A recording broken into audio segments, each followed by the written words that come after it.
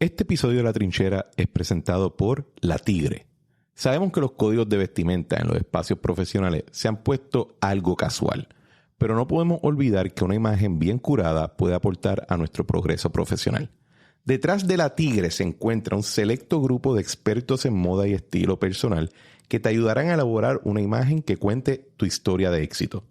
Con opciones de ropa a la medida y al detalle de origen italiano para él, y colecciones de Europa para ella, La Tigre es moda para una nueva generación que aprecia el valor que una imagen de progreso puede aportar a nuestras vidas. En mi caso, para mí siempre ha sido importante portar piezas a la medida de La Tigre, dadas mis comparecencias públicas y en los medios. Y ustedes que me han visto en los periódicos o en televisión, saben muy bien que mis chaquetas, mis camisas, mis pantalones y mis corbatas de La Tigre me hacen lucir muy monarca. Visiten la boutique de La Tigre, ubicada en Ciudadela, en Santurce, o síganlos en Instagram en Shop La Tigre. La Tigre es un estilo en función de progreso y auspiciador de este programa.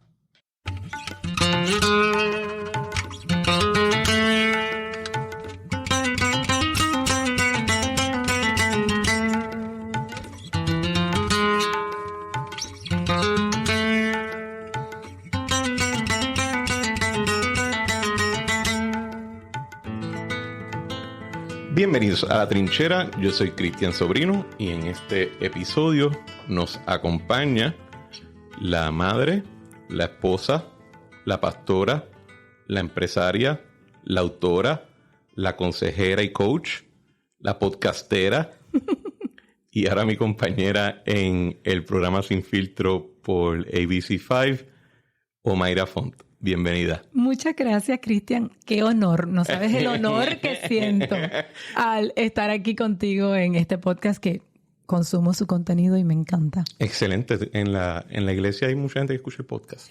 En la iglesia hay mucha gente que escucha podcast. Okay. No sé si escuchan este podcast. Esa es la pregunta, pero tengo que decirte que sí, nuestra gente está educada. En estos días salió una estadística que dice que creo que como el 17-18% de la población en Puerto Rico escuchan podcast.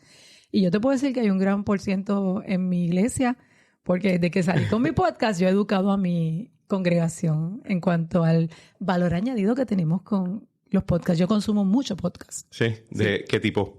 Política, conservadurismo, de psicología. Okay. Consumo mucho contenido de psicología también, de asuntos de mujeres, en todas esas cosas. Latinoamericano, puertorriqueño, Estados Unidos. De todo. Yo tengo... Tú sabes que en la plataforma de podcast de Apple Podcast te permite hacer como unos listados que te va uploading el episodio más reciente de los episodios que tú pongas ahí. Entonces yo tengo dos listados así. Uno que son solamente noticias y podcasts que son de asuntos conservadores. Y tengo uno de todas las noticias de Puerto Rico. Okay. Y entonces escucho uno primero y ahí cuando acabo ya todo eso. Ya mi oído está educado a escucharlos al doble de velocidad. De verdad, eso yo no he podido hacerlo. Yo lo he podido. Es que de otra manera no da tiempo. Esa es la razón por la cual solamente escucho podcast, porque no me da tiempo para nada. No, te digo, de otra manera no da tiempo. Hay algunos podcasts larguísimos de noticias. Hay uno aquí que yo escucho en Puerto Rico que es súper largo. Y yo digo, si llego hasta los primeros 40 minutos, ahí está todo lo más importante. Y ya el resto, si me da tiempo, lo escucho. Y si no, o si está interesante, si no, ya... O sea, ya hay ciertas conductas que uno va desarrollando. Sí, a mí me pasa también con...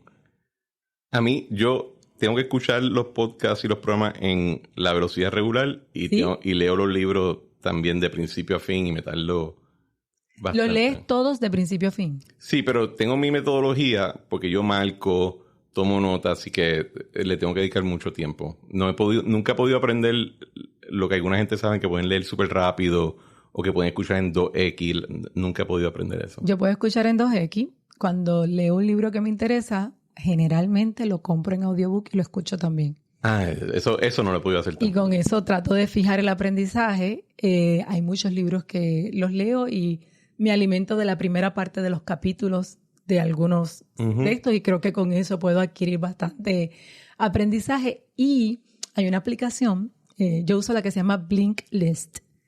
Sí, la he escuchado promocionada. Que tiene los resúmenes de ciertos temas que me encantan. A mí me encantaría estar todo el día en mi casa leyendo y escuchando, pero no me da, no me dedico a eso.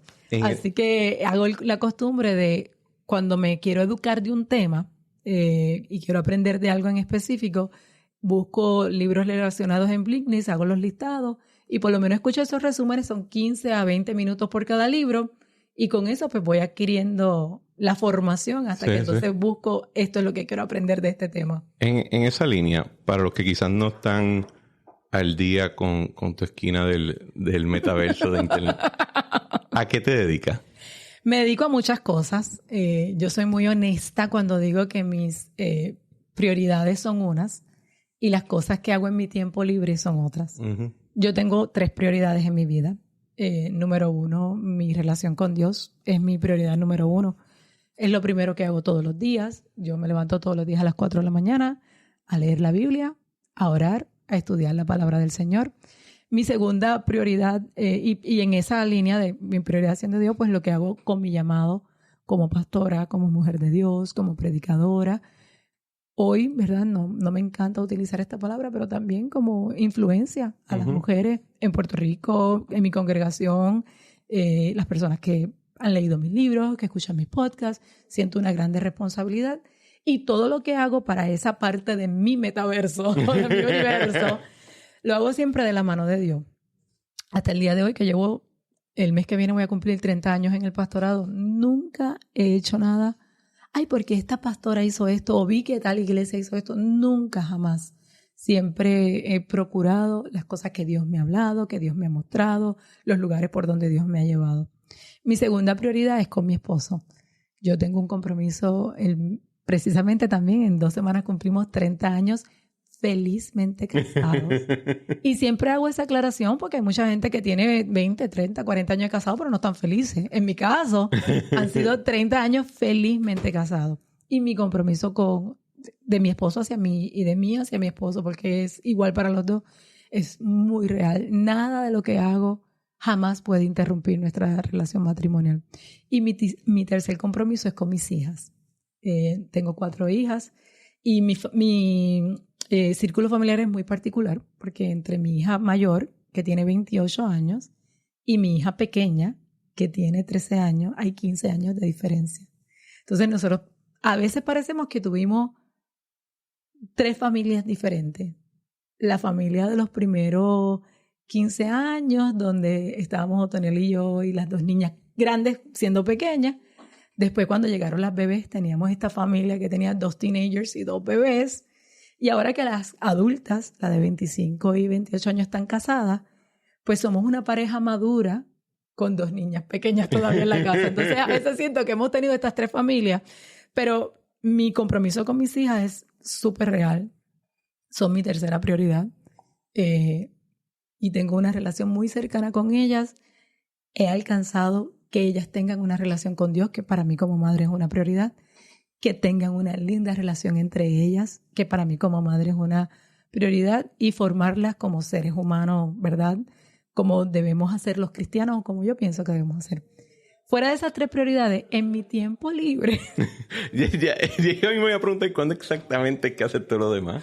En mi tiempo libre, pues mi semana regular de trabajo incluye responsabilidades en la iglesia. ¿Es la iglesia Fuente de Agua Viva? La iglesia Fuente de Agua Viva. Tenemos, me parece son 7 o 8 sedes aquí en Puerto Rico. Otoniel, mi esposo y yo pastoreamos la iglesia principal, que es la que está en Carolina. Es la más grande de todas nuestras iglesias. Y yo cumplo, en mi horario regular de trabajo, cumplo con responsabilidades dentro de la iglesia. Como... ¿Qué son esas responsabilidades? ¿Como cuestión administrativa? Administrativa. Recursos humanos con los empleados, las decisiones a nivel de la institución, de la organización. Mi esposo es el presidente de lo que es nuestro concilio de iglesia y yo comparto muchas responsabilidades con él, responsabilidades dentro de la iglesia, el liderato, el desarrollo de todas las cosas que hacemos dentro de la iglesia, los servicios, la infraestructura, banco de alimentos. Una de las áreas que yo oversee en la iglesia es la parte de los niños, los juveniles, los jóvenes. Yo trabajo directamente con los líderes de cada uno de esos ministerios, preparando el calendario del año, todas las actividades. ¿Ustedes también tenían Bueno, por lo menos para los que están escuchando, sí, yo soy católico de crianza y todo, pero mi abuelo, más tarde en su vida, entró a la iglesia de Fuente de Agua Viva y yo, pues, para cuestión de tener la relación, de acercarme a él, pues, iba con él a los servicios de ustedes, pero yo recuerdo tenían también una cuestión de un ministerio en las cárceles. Sí, tenemos un ministerio en las cárceles, ministerio en las cárceles, hay algunos países de Latinoamérica que apoyamos con labor social, Honduras, Cuba, mucho tiempo apoyamos a ciertos ministerios, por ejemplo hay un ministerio en Costa Rica que trabaja con jóvenes embarazadas en la edad escolar, tienen unos hogares donde las atienden, donde cuidan sus bebés para que no dejen la escuela, orfanato, o sea, todos esos lugares nosotros los apoyamos. ¿Y todo eso corre desde Carolina? Hacemos la mayoría de esos trabajos, sí, desde Carolina. Pero piensa que la iglesia, por ejemplo, nuestra iglesia, un domingo para nosotros comienza a las 7 de la mañana, terminamos como a las 2 de la tarde. Y corremos 3 servicios uno detrás del otro. Un domingo en nuestra iglesia tenemos 200 voluntarios trabajando desde el estacionamiento, los sugieres, los maestros de la escuela dominical, los que atienden todas las diferentes áreas. Nada más organizar ese grupo de personas, de voluntarios, eso es trabajo. O sea, dentro de la iglesia las funciones son un montón. Son quizás unos 50, 60 empleados que nosotros tenemos en la parte de la iglesia. Aparte de eso, en mis responsabilidades, yo dirijo el colegio que nosotros tenemos, que es Fountain Christian Bilingual School, una matrícula pequeña. ¿De cuántos estudiantes? Como 200 estudiantes. Okay. Siempre nos hemos mantenido... ¿Qué grado? Desde pre-kinder hasta cuarto año. Sí, así que es pequeña. Sí, es una matrícula pequeña, pero yo miro... y el colegio Fountain es una división de la iglesia. Es una organización que está bajo el brazo de la iglesia. Nosotros tenemos medios de comunicación, que son 6 emisoras de radio, un canal de televisión. Y en la parte de las emisoras de radio y el canal de televisión, yo trabajo específicamente algunos aspectos de la administración y las decisiones ejecutivas. Cuando se va a llenar una plaza, por ejemplo, en la programación de las emisoras de radio, yo no entro en mañana se va a hablar de tal cosa, pero si hay que hacer un cambio en un programa, esas cosas, pues ya son decisiones que tomamos a nivel ejecutivo. Y el trabajo que tú haces como autora, la parte de coaching y de mentoría, ¿eso es parte de la iglesia o eso es tuyo? La parte que yo hago de coaching a mujeres empresarias es mi práctica privada. Okay. Yo tengo una práctica privada. Yo soy coach certificado por la ICF y tengo una práctica privada donde atiendo a mujeres empresarias y yo les hago coaching empresarial a ellas. Mi trabajo, más que nada en el área en la que yo me especializo, es en ayudar a las mujeres precisamente a enfocarse, a desarrollar sus itinerarios, sus tiempos. A veces he atendido muchas mujeres que de repente sienten que las cosas no le están saliendo bien en los negocios, como que algo en el cerebro se les ha desencajado. Pues yo tengo una metodología donde trabajo para poder ayudarlas a que se enfoquen y a que puedan volver a adquirir, ¿verdad? Tu visión del rol de la mujer en la sociedad es un poquito más moderna, quizás lo que la gente cree. Es más moderna de lo que la gente cree. Sigo con mi listado de tareas, responsabilidades. Yo creo que tienen una buena idea todo el mundo. Te iba a preguntar, ¿verdad? Antes de ir a los demás temas que teníamos en el bosquejo.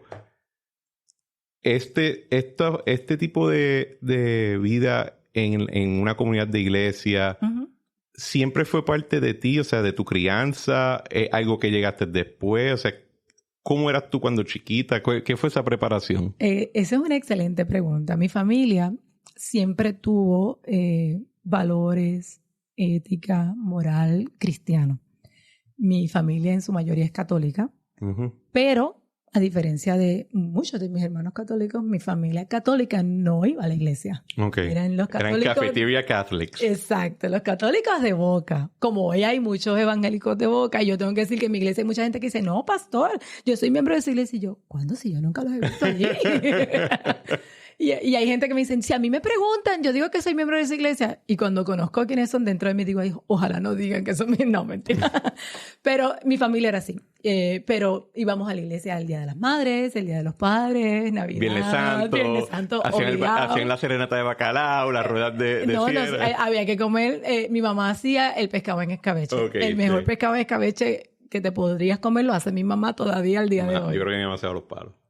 Y entonces, hubo un momento, mi papá tenía un negocio, mi familia era de aquí, de Barrio Obrero, una familia súper humilde, mi papá y mi mamá se casan, mi mamá y mi papá toman la decisión ejecutiva de mudarse de aquí de Santurce, se mueven a Carolina, y mi papá siempre tuvo, que yo creo que yo tengo ese espíritu empresarial.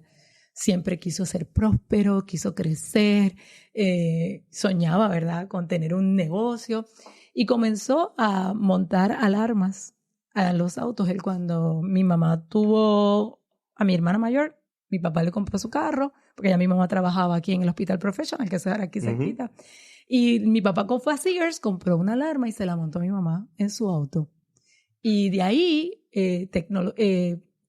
tecnológicamente, mi papá siempre fue bien adelantado a sus tiempos. Amaba Radio Shack.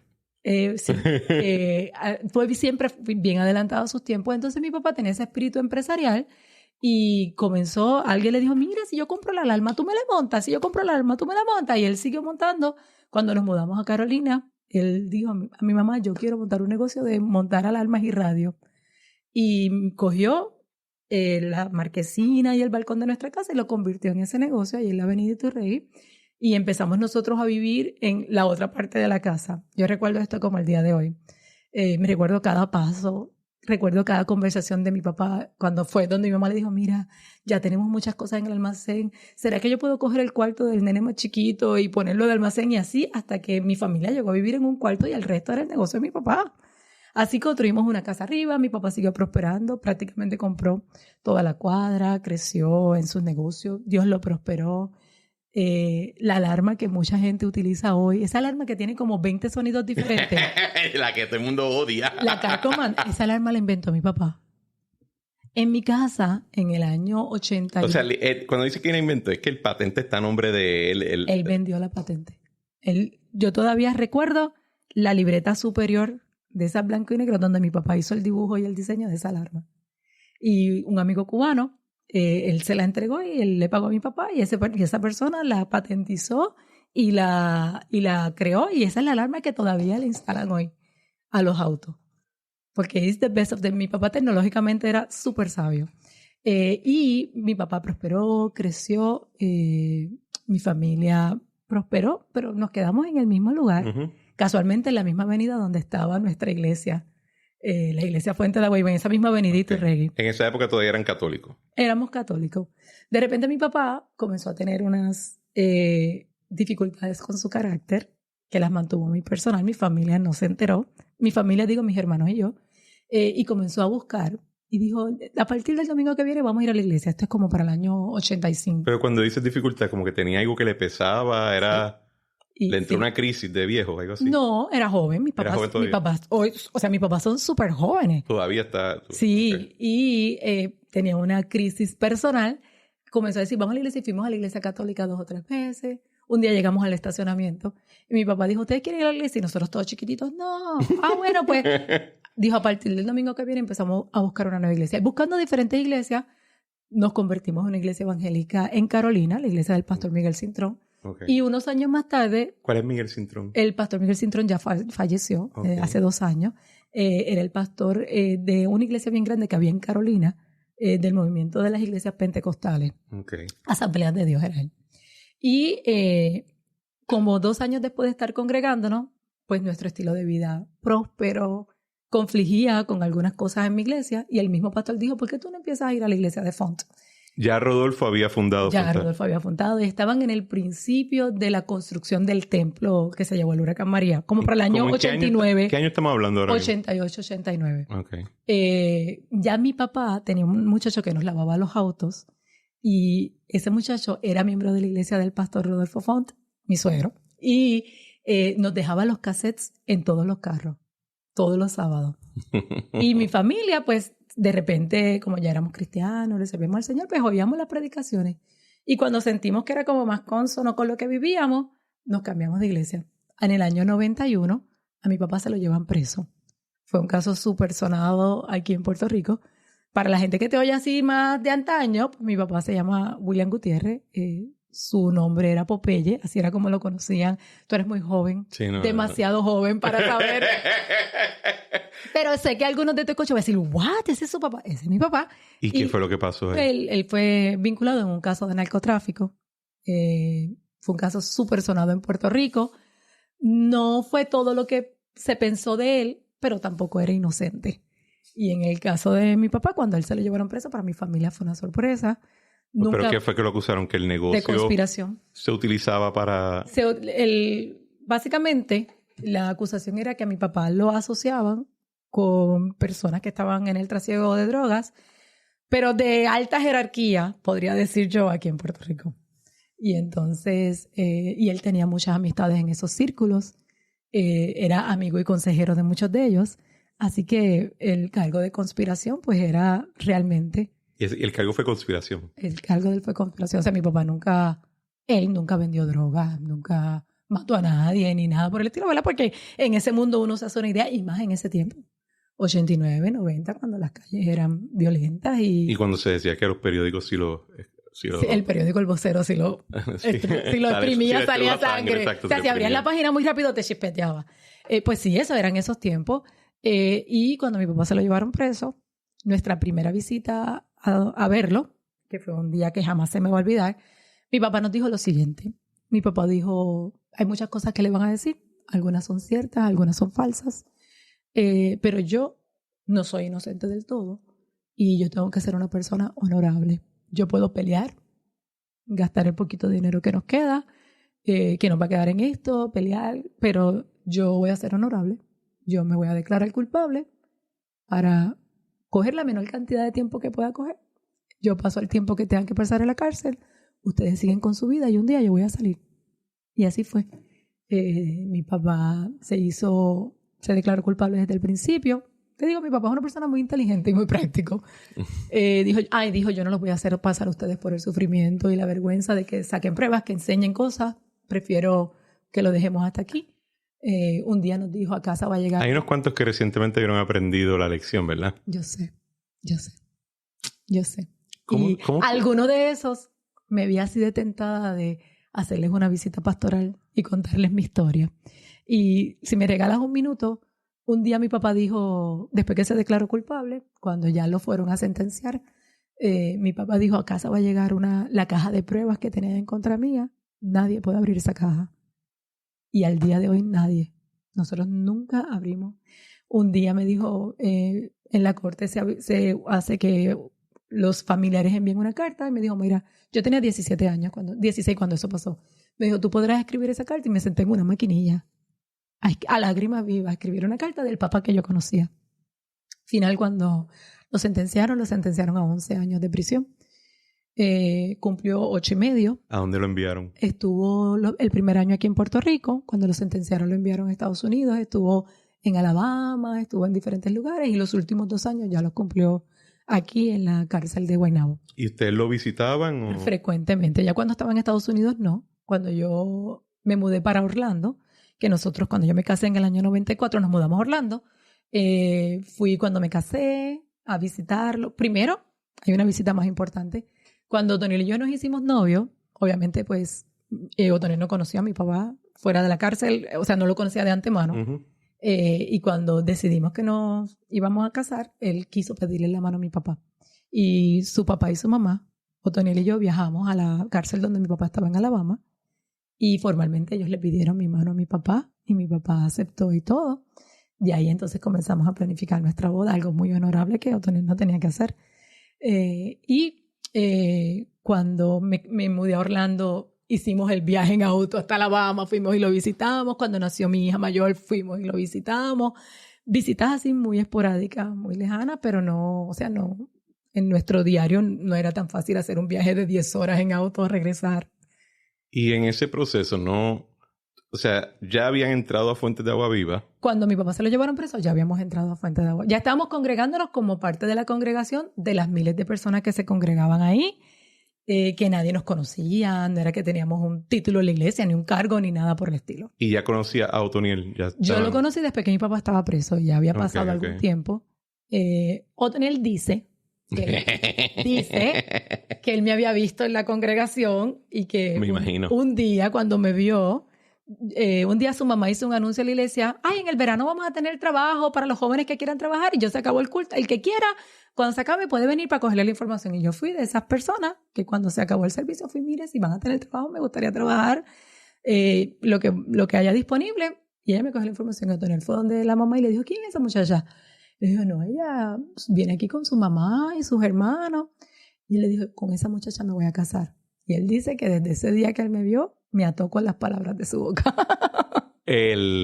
¿Cómo reaccionó la iglesia cuando estaba pasando todo eso? Porque era público, me dijiste. Era público, pero la gente de la iglesia no nos conocía. O sea, nosotros íbamos la gente que nos conocía en la iglesia, por el ladito donde nos sentábamos, porque el que llegó en su momento a ir al pabellón, pensaba que era una iglesia gigantesca. Sí. Y por un estadio. Literal. Por donde nos sentábamos, pues todo el mundo nos saludaba, ¿cómo están? Les podemos ayudar, o sea, esa parte, pero nosotros nunca nos integramos en nada dentro de la iglesia, así que ese cuidado pastoral, pues sí, el pastor Miguel Cintrón, que era muy amigo de nosotros, el propio pastor Rodolfo, sí se hizo disponible, miren, mi mamá llegó a tener una consejería con él y todo, pero nosotros éramos de estas personas que resolvíamos nuestros asuntos muy capaces. Entendimos lo que mi papá hizo mal, era su responsabilidad, era nuestra responsabilidad seguir con nuestra vida. Seguimos el consejo que papi nos dijo cuando esa primera visita, mira, ustedes sigan con su vida, que yo un día voy a salir de aquí y me voy a reintegrar otra vez a la familia. Sabes que yo no sabía nada de esto, ¿verdad? Yo sé. Mucha gente no bueno, yo siempre hablo de esto, pero no es que... No, pero lo digo más en el sentido de que no creo que mucha gente puede hablarlo de esta manera. Yo sé. ¿Eso te tardó tiempo? ¿Fue algo que tú desde el principio lo vieron? Son las cosas que Dios hace en la vida de una persona y no lo podemos entender. Porque yo tengo que decirte que si algo me sostuvo cuando vi con mis ojos cómo se llevaron a mi papá preso, cuando la primera vez que lo visité y lo vi detrás de ese cristal, como lo presentan en las películas, cuando... Y con uniforme y todo, ¿verdad? Ajá. Cuando lo iba a visitar todas las semanas, el tiempo que estaba en Puerto Rico, la primera familia en llegar a El Oso Blanco éramos nosotros.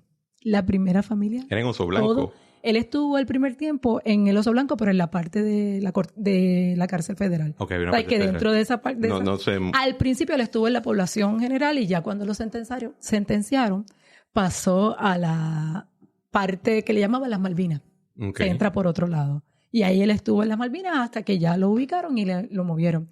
Dato curioso, yo no sé si tú te acuerdas, hace años que hubo alguien se escapó de la cárcel en un helicóptero que yo estaba ahí sentada visitando a mi papá. ¿Y viste el helicóptero bajando? Literal. Y yo recuerdo escuchar el helicóptero y quedarme, pero un helicóptero aquí, y cuando miramos, así, o sea, detrás, acuérdate que las Malvinas era como bueno, no te tienes que acordar, pero las Malvinas era un cuadrado y en el medio había un patio. Y en uno de esos lados estaban las visitas tú te sientas en un lado, nosotros las ventanas nos quedaban a la espalda y los reclusos vienen y se sientan al frente de su familia y dejan como un espacito y se sienta la próxima familia. ¿Sabes? Más o menos esa es la dinámica. Las visitas no son en privado, en un cuarto, nada de eso. No es como mucha gente se imagina. Y yo recuerdo ver ese helicóptero bajar y uno mirar así para atrás. Hay video en YouTube de esto. Y el preso montarse y verlo salir. Y nosotros nos quedamos como que lo que acabamos de presenciar es que alguien se escapó de la cárcel. Y ahí mismo entraron todos los guardias, se llevaron a todos los presos. Nosotros estuvimos un tiempo allá.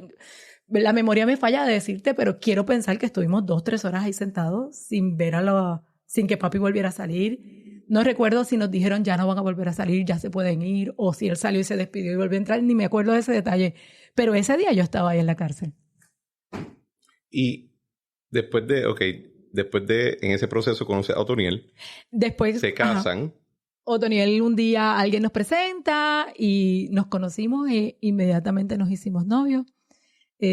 Cuando la primera cita que yo tuve con mi esposo, éramos jovencitos, yo tenía 19, él tenía 18 años, me invitó al cine, que es una historia muy bonita, pero no te quiero consumir más tiempo. Y sentándonos en el cine, me dijo estas palabras: me dijo, Dios me ha llamado a ser pastor.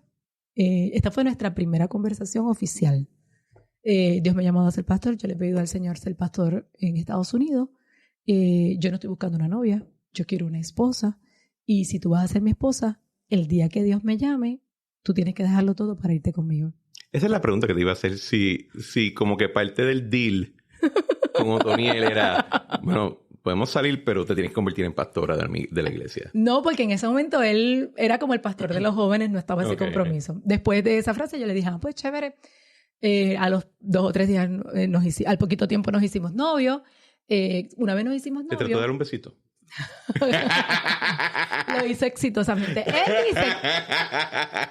Él dice algo que no lo voy a decir.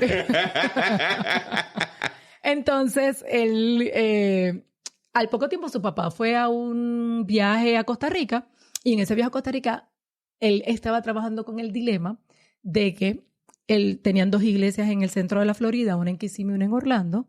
El pastor de Kissimmee. ¿El fue Rodolfo o Otoniel? Rodolfo. Un día dice, no voy a estar más aquí, se va, y esa congregación se queda sin pastor.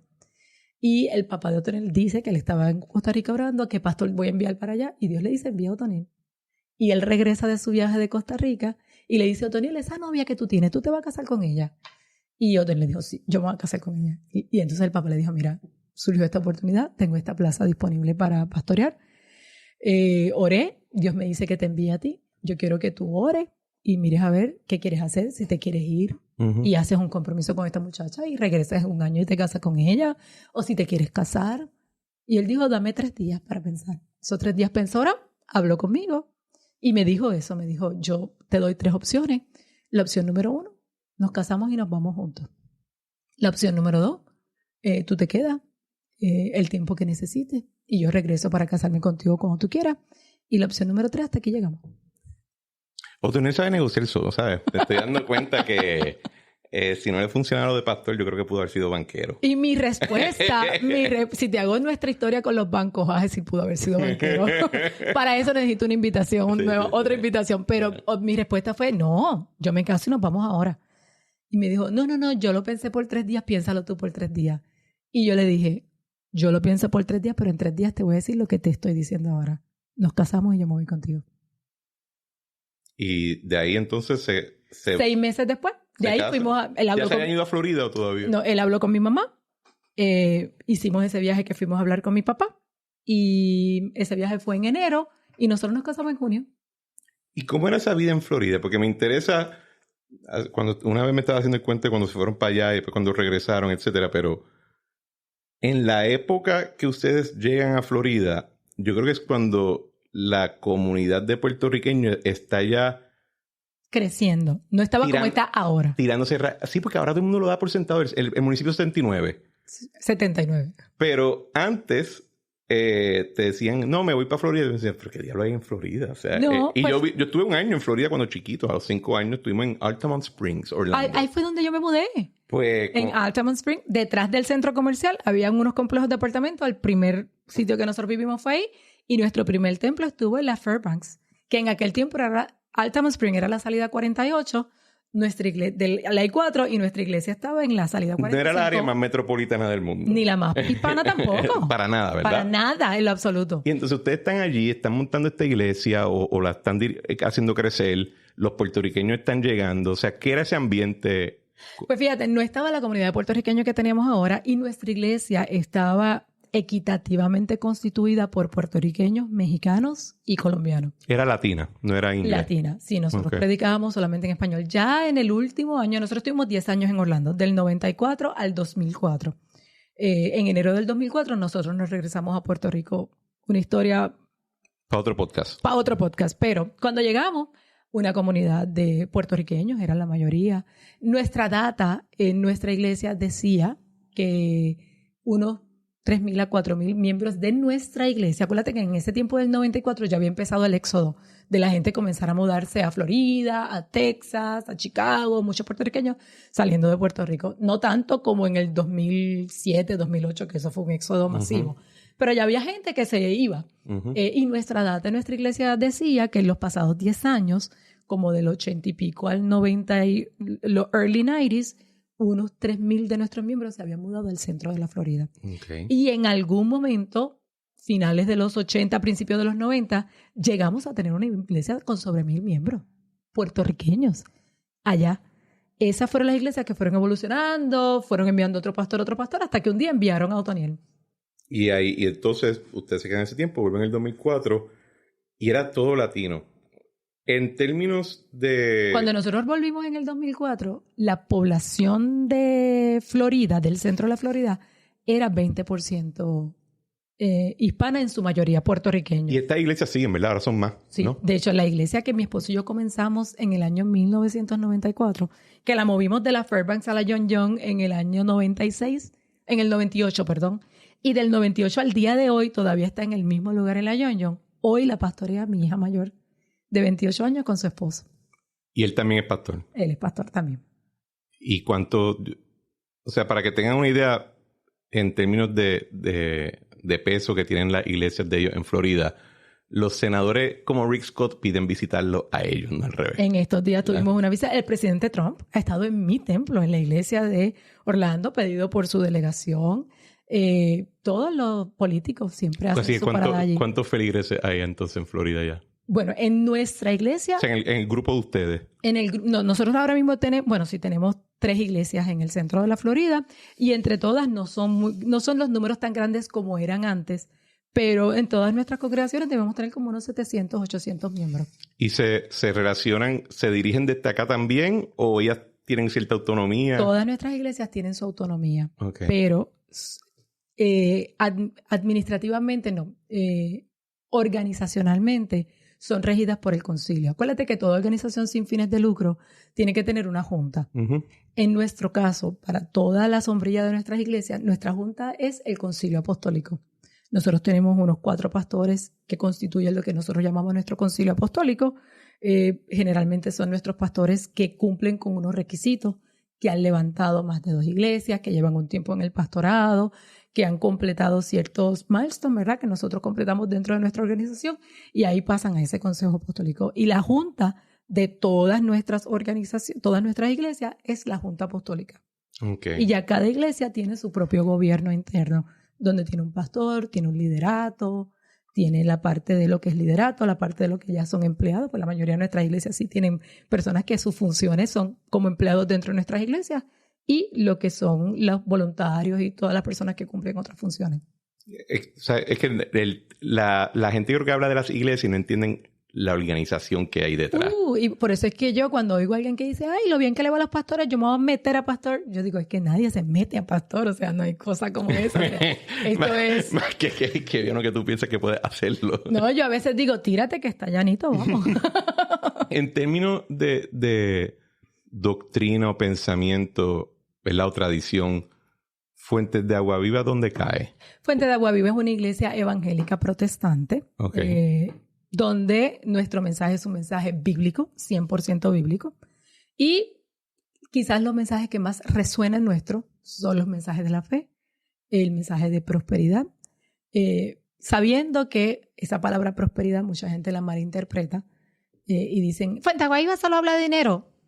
Falso, falso con toda falsedad. De joven tú estuviste allí cuando ibas con tu abuelita y sabes que nuestro mensaje se habla de todo, y son mensajes de fe, son mensajes bíblicos, pero sí, creo que Dios adelantó, ¿verdad?, el mensaje de prosperidad, porque cuando mi suegro comenzó a predicar de prosperidad en los 80, no era el mensaje que predicaban las iglesias evangélicas, y por eso lo trataban de hereje, lo trataban de la superfe, la prosperidad, hacían burla y todas esas cosas. Hoy ya es un mensaje más aceptado por todos. Ya antes, cuando en nuestra iglesia creímos lo que dice la Biblia, que dice que ya fuimos bendecidos con toda bendición espiritual, y en lugar de saludar a la gente diciendo Dios te bendiga, comenzamos a saludar diciendo bendecido, pues era horrible. La compañía de limusina de mi abuelo se llama Blessed Limousine. Of course. Claro que sí, tu abuelo fue muy querido por nosotros, de verdad. Cuando supe que era tu abuelito, tuviste mi emoción genuina y real. Sí, lo vi. Pero la realidad es que ya hoy, a cualquier iglesia tú vas y todo el mundo bendecido, es normal. Pero cuando en nuestra iglesia se comenzó con ese saludo, fue un caos. Y por ejemplo, ¿cómo se relacionan con otras iglesias evangélicas? Por ejemplo, vamos a hacer, el que sale siempre en televisión, Joel Osteen, ¿verdad? Joel Osteen. Él está en el mismo grupo que ustedes. Es una buena pregunta. Y después por Puerto Rico estaba este señor, el que había sido bodybuilder. Gigi Ávila. O sea, Rashki, o sea, ¿cuál es la relación? Porque la gente habla de la Iglesia Católica monolíticamente, porque es un monolítico, ¿verdad? Porque es un monolítico. Pero las iglesias protestantes también hablan de ellas como si fueran monolíticos y no lo son, ¿verdad? Y mucha gente, especialmente las personas que son católicas, tienen como esa visión. Las iglesias protestantes y las iglesias evangélicas se conforman de diferentes maneras. Están las iglesias que son conciliares, como por ejemplo el Movimiento Asamblea de Dios, que es una organización gigantesca a nivel mundial. En todos los países de Latinoamérica hay muchos concilios, como por ejemplo aquí las Asambleas de Dios. Nuestro movimiento, Fuente de Agua Viva, es su propio concilio. Y asimismo, hay otras iglesias que conforman su propio concilio y bajo esa sombrilla de su concilio ponen las diferentes organizaciones y las diferentes iglesias. Hay iglesias independientes, una persona que Dios le habla y tiene su iglesia en tal lugar y es una sola iglesia y funciona independientemente. ¿Cómo nos relacionamos una gente de otra? Que creo que es donde viene tu pregunta. ¿Y cuáles? Quizás tú te preguntas para ver cuáles son las personas con más alta jerarquía, cómo Bueno, es una pregunta aparte, ¿verdad? ¿Quiénes son quiénes? Pues esa pregunta es muy buena y yo creo que aquí en este podcast se le va a abrir los ojos a mucha gente. Cada grupo conciliar tiene su propia jerarquía organizacional, ¿verdad? Siempre hay un presidente y cada grupo eclesiástico pues conforma sus propios puestos, por decirlo de alguna manera. En el nuestro, pues nosotros tenemos un presidente, tenemos el concilio apostólico, que es este grupo de pastores que conforman nuestra junta, y de ahí cada iglesia tiene su pastor y cada iglesia dentro de sus organizaciones tienen sus copastores, sus líderes, sus cabezas de red, porque muchas de nuestras iglesias tienen la red de matrimonio, la red de mujeres, la red de varones, la red de jóvenes. Eso suena como Victoria Ciudadana. Bueno. Y cada concilio, cómo se entrelazan los concilios entre sí, pues hay tanto en Puerto Rico como en los Estados Unidos y muchos países de Latinoamérica se conforman, se crean organizaciones que reúnen a grupos conciliares. Por ejemplo, en Puerto Rico está la FRAPE, que es la Fraternidad de Iglesias Pentecostales. Dentro de la FRAPE, pues muchos movimientos conciliares que tienen miles de iglesias, esos líderes están dentro de esa FRAPE. Y cuando se toman decisiones, hay decisiones medulares, cuando hay una decisión gubernamental, cuando se pregunta qué posición va a tomar la iglesia, ¿verdad? Y la gente no me ve, pero estoy haciendo las... Entre comillas, sí. Ajá, en cuanto a esta situación que está surgiendo, pues muchas veces se convocan a esos grupos que agrupan a los líderes de todas esas organizaciones de iglesia.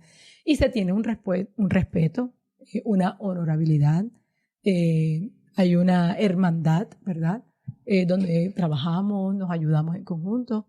Por ejemplo, nuestra organización no pertenece como tal a ninguna de esas organizaciones, pero cuando hay un evento mayor y medular, sí se nos convoca, sí se nos toma en consideración, sí se nos respeta y hay fraternidad entre esos concilios. ¿Y hay alguna figura, vamos a decir, fuera de Puerto Rico que es como, sea un teólogo o alguien que es como un marco de referencia?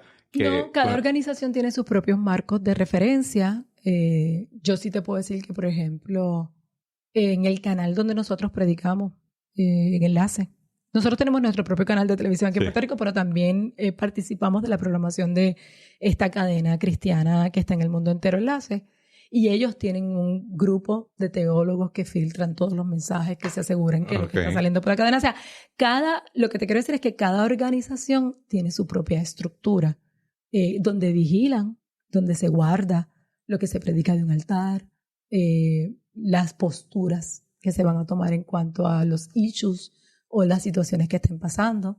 Prácticamente así funciona.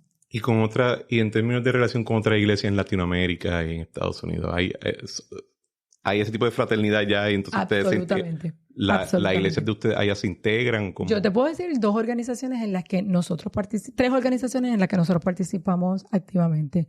Nosotros participamos en una organización que se llama Evangelicals for Trump. Dios mío.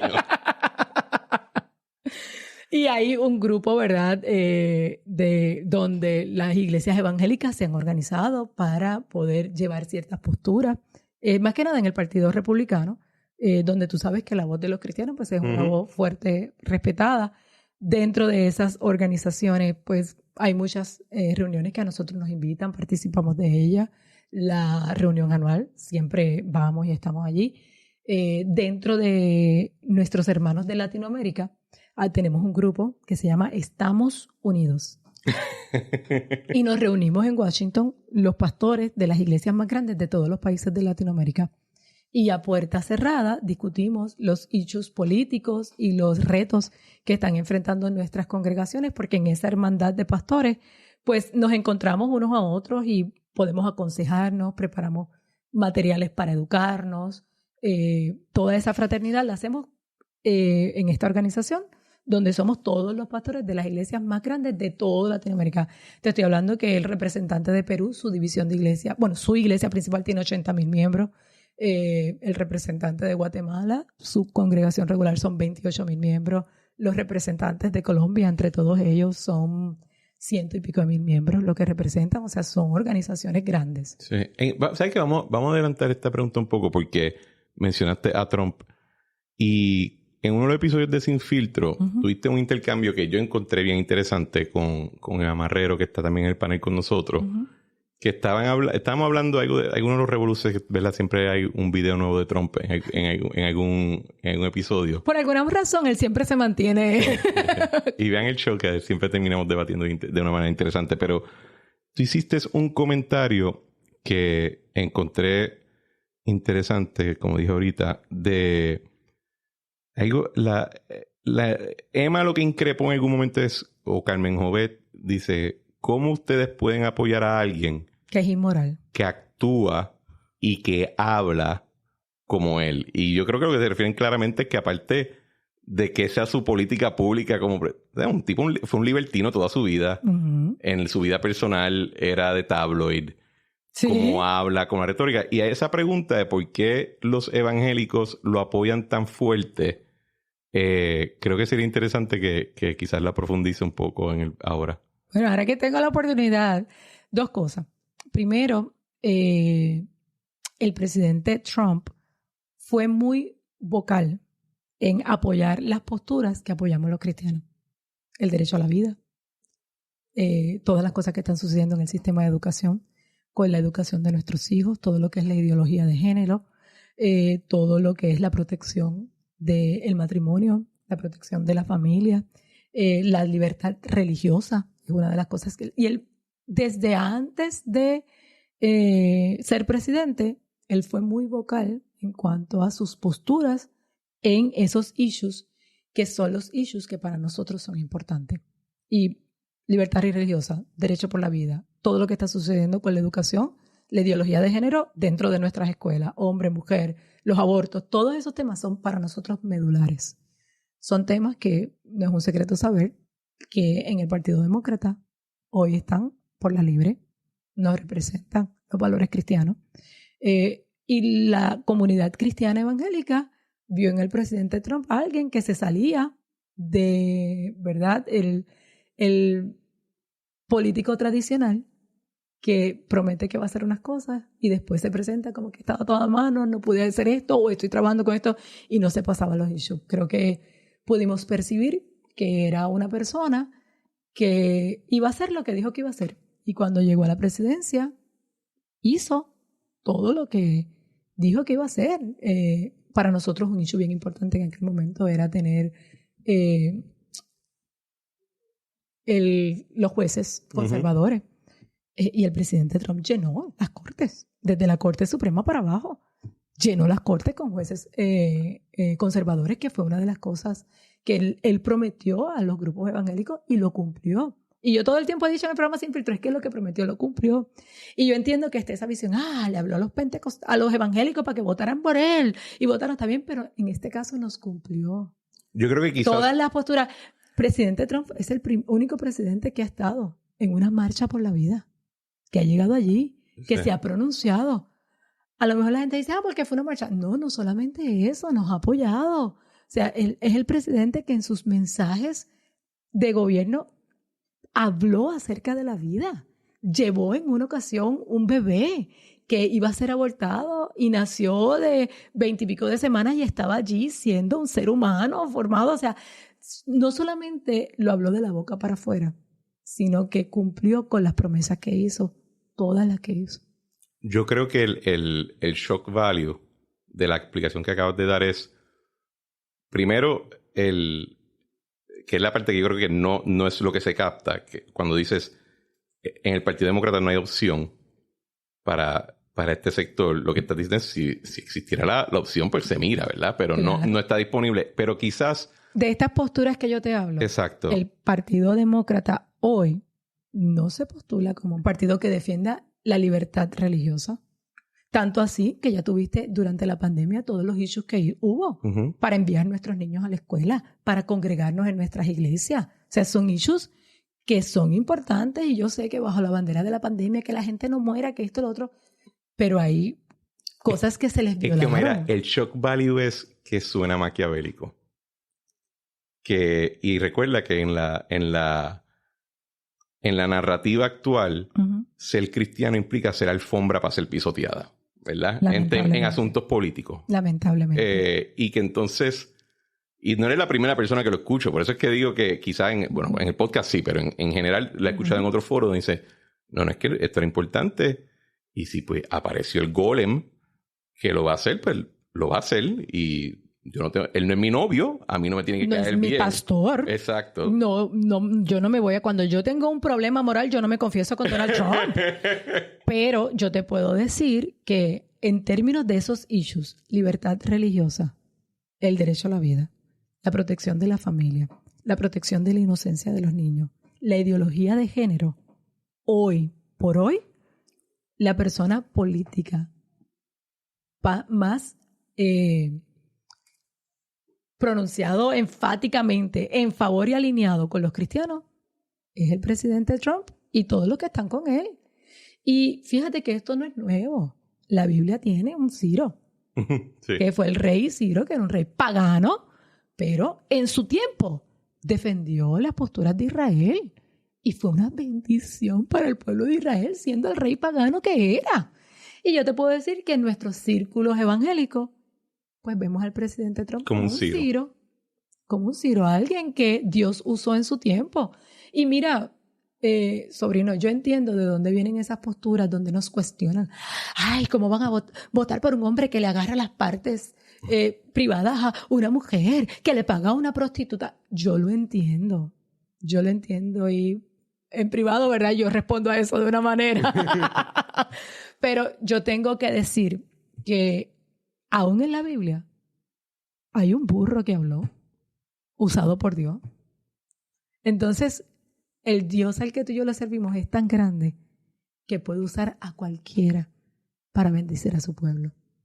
Y hoy, si identificáramos otra persona que creyéramos que va a ir por nosotros, no el político que va a la iglesia en tiempo de campaña, o cuando le preguntan, ¿cuáles son tus posturas en cuanto a la religión? Sí, voy a la iglesia fielmente, pertenezco a tal congregación. El presidente Biden, hay 1000 videos de él. Él se crió con los latinos, se crió con los morenos, se crió con todo el mundo. O sea, una cosa es, ¿verdad?, lo que se dice de la boca para afuera, otra cosa es lo que se vive en el corazón.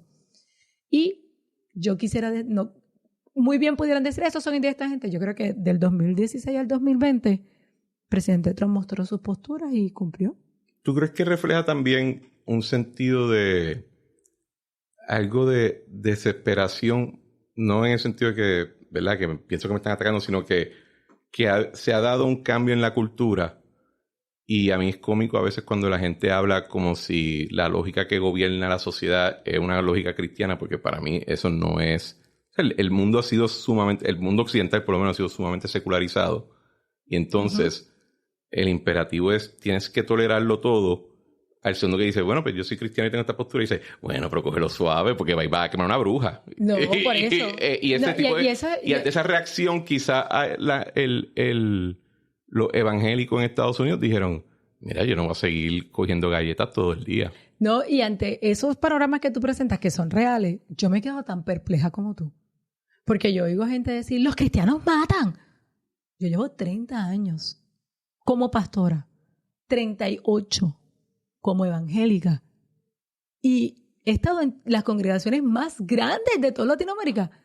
Y ninguno de los pastores que yo conozco ha matado a nadie por ser homosexual, por tener una relación fuera del matrimonio. Yo no he visto eso. Uh-huh. Es como pasa dentro de los círculos bien pentecostales. No celebren Halloween porque Halloween es una fiesta pagana. Porque en Halloween se matan niños. Y yo, para Halloween, nunca le llamo Halloween porque, ¿verdad? Que uno no debe hacer nada que atente en contra, ¿verdad? De la cristiandad y la santidad de nadie. Pero tú sabes qué, en mi iglesia yo siempre hago una actividad que los niños se vistan y les doy dulce todos los domingos. Pues yo soy la pastora que todos los niños me quieren mucho. Casualmente yo siempre tengo chocolates conmigo y le doy chocolate a todos los niños en la iglesia. Y todos los niños me aprecian mucho, pero todo el mundo me dice, ¿por qué le da chocolate? Y yo, bueno, pues tengo ese chocolatito. Yo digo, mira, para mí es bien importante que los niños tengan una memoria bonita de su iglesia. Para que cuando sean adultos quieran tener esa experiencia y dársela a sus hijos. Así que yo me encargo que en nuestro Ministerio de Fuente X, que te dije que yo dirijo eso con nuestros líderes y todo, me encargo de que sea una experiencia bien bonita. Y siempre preparo cosas especiales para los niños. Y si en la época de octubre el nene va con mami a Walmart, va a Walgreens, va aquí y ve todos estos disfraces y todas estas cosas y se le salen los ojos por ponérselo, ¿tú crees que yo tengo el corazón de condenar a un niño por eso? Y mucha gente, la parte más, y aquí es donde te digo lo que te dije ahorita, sí. Hay cosas para las cuales mi iglesia, Fuente de Agua Viva, mi esposo y yo como pastores, nuestro grupo de pastores, nuestros líderes, somos muy seculares para los cristianos y muy cristianos para los seculares.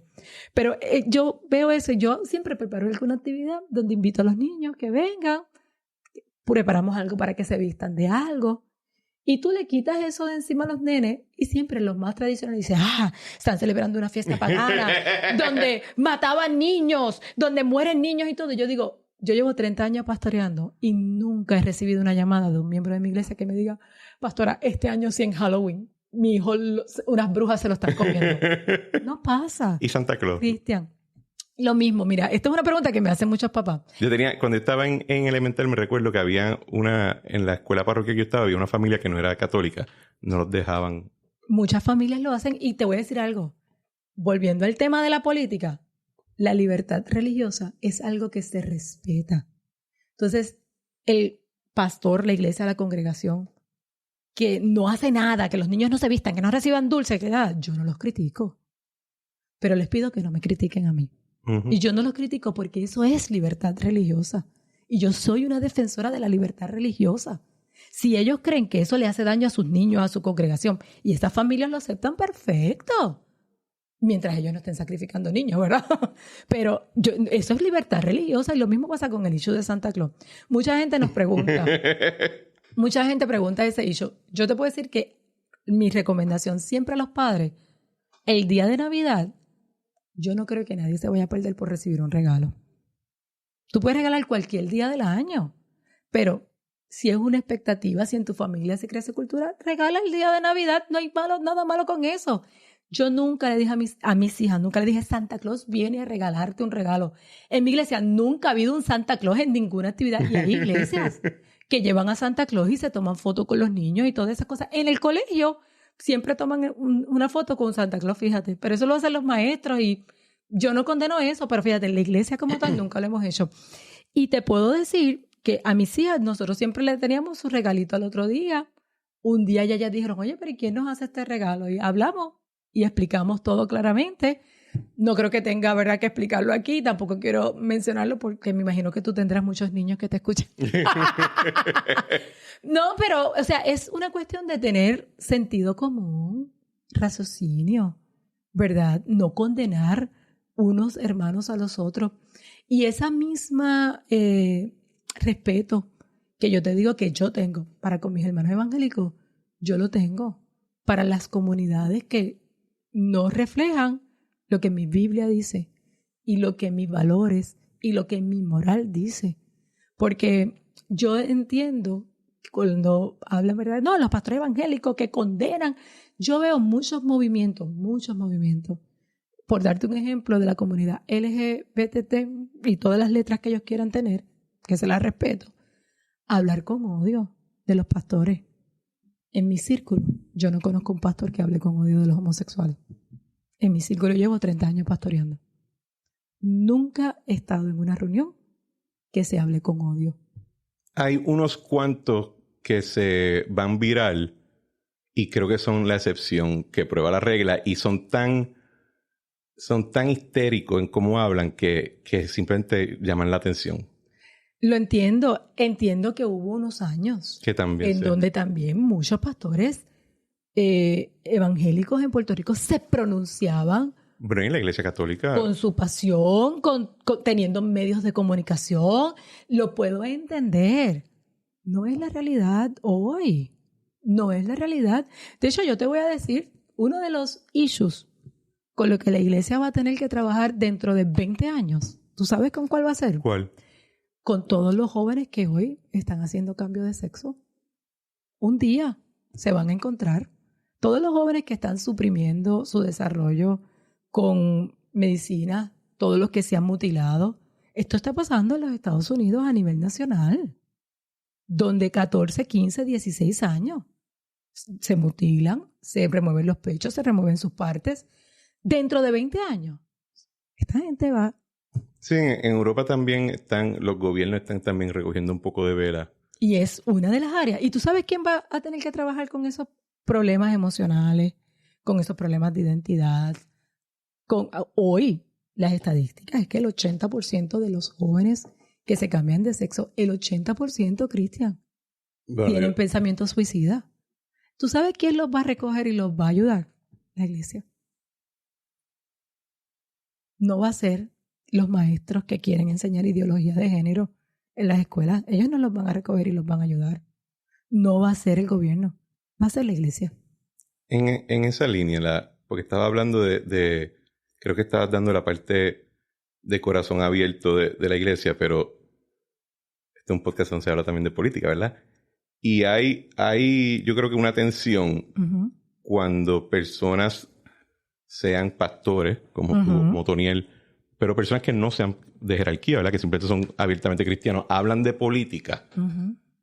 Hay como un tabú. Hay una tensión que es cómico, ¿verdad? Porque antes, pues, si tú decías que eras ateo, no había manera. Tú lo que sabes de Biblia, ¿para qué estás metiéndote en cosas de política? Antes, si tú eras político y no afirmabas que eras religioso, tú no ibas a ganar nada. Y ahora, si hablas de religión, de momento todo el mundo reacciona como si fuera anatema. Pero yo creo que una tensión que tienen que tener ustedes en su iglesia, ¿verdad? Porque por ejemplo, yo estoy seguro que no todo el mundo en tu iglesia es del mismo partido. No. Y no va a tener las mismas posturas políticas, ¿verdad? No tenemos las mismas posturas políticas, no. Así que... Pero hay un respeto. Y los altares se cuidan. Y nosotros nunca hemos utilizado nuestro altar. Y digo esto y voy a hacer una aclaración. Todos los políticos, todos los gobernadores, wow. Yo creo que prácticamente todos los últimos gobernadores han estado en nuestro altar. Han estado allí, han recibido oración, se les ha atendido, han estado en nuestra iglesia en diferentes actividades, unos más afines que otros. Y nosotros lo hemos respetado y nuestra congregación, la nuestra, es madura y lo entiende. Y nosotros recibimos de todos los partidos allí. Hay partidos de los que nunca han ido. No creo que vayan a ir tampoco. Ahí es donde el bipartidismo strikes back también. Pero no creo que vayan a ir tampoco. Y nosotros, nuestra comunidad, nuestro concilio, mantiene relaciones, ¿verdad?, con todas las esferas. Mi esposo, nosotros no publicamos esto, ¿verdad? No andamos vendiéndole como que somos consejeros de gobernadores. Pero en efecto, yo te puedo decir que hemos tenido conversaciones serias con los últimos 7, 8 gobernadores de Puerto Rico. Y en ese sentido hay un respeto. Nuestro altar no es un altar político. O sea, el pastor no prepara un sermón para llevar su política a la congregación.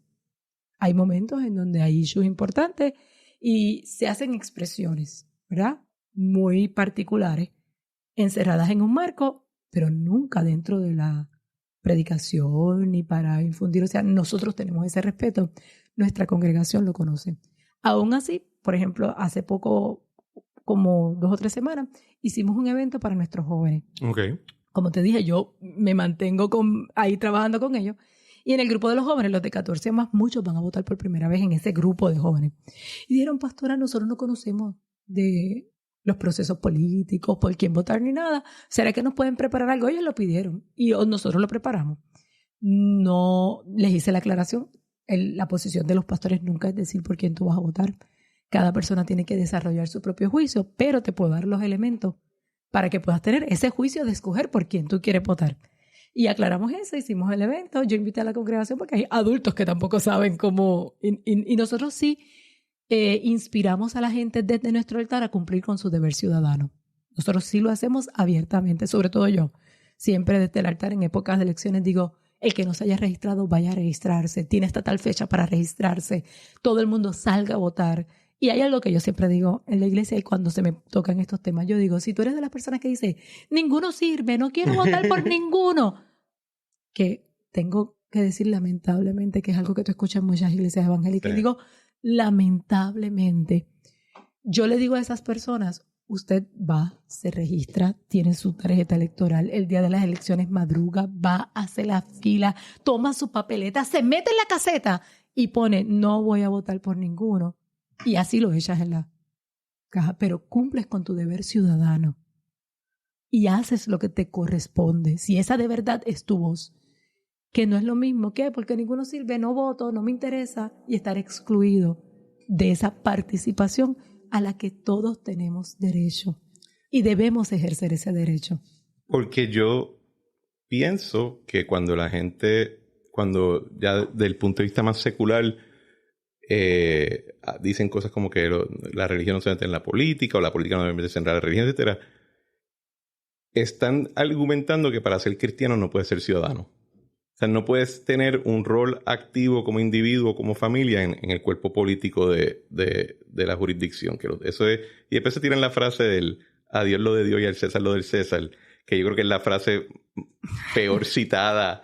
Horrible. No, la peor citada es la que no existe.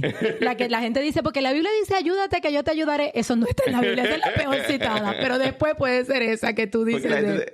Cuando el César tenía un rol religioso. Tenía un rol religioso. Y era de hecho, un dios.